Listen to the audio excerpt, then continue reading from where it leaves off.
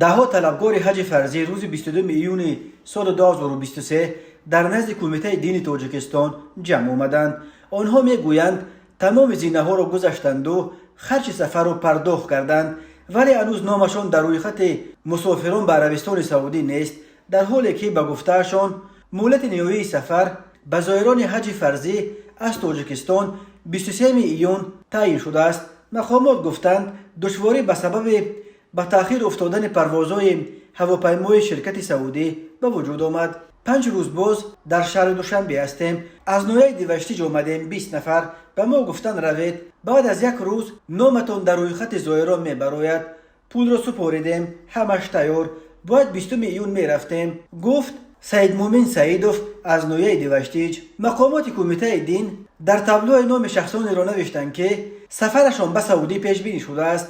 یکی از طلبکاران حج میگوید برای انجام سفر همه مرحله را گذشت، ولی نامش در روی خط نیست. عبدالرحیم عبدالقاسموف ساکن نویه وخش گفت با مقصد آن آمدیم که روی خط حاجیان براید، بینیم که هست یا نه، انتظاریم که نام ما هم براید و سفر کنیم. سفر زائران تاجیک برای ادای مناسک حج فرضی 2 ایون آغاز شد. شرکت سامان ایر از تاجیکستان و فلاینس از عربستان سعودی به بردن زائران وظیفه دار شدند. در کمیته دین به سبب تأخیر در پرواز هواپیماهای فلاینس چنین دشواری پیش آمد. این عامل تا جایی باعث به نگرانی مردم گردید. آنها اندکی خواطر شدند و طور میبینید امروز پس در مقامات قرار دارند تا معاین کنند که کی آنها یا نزدیکانشان به سفر حج می روند.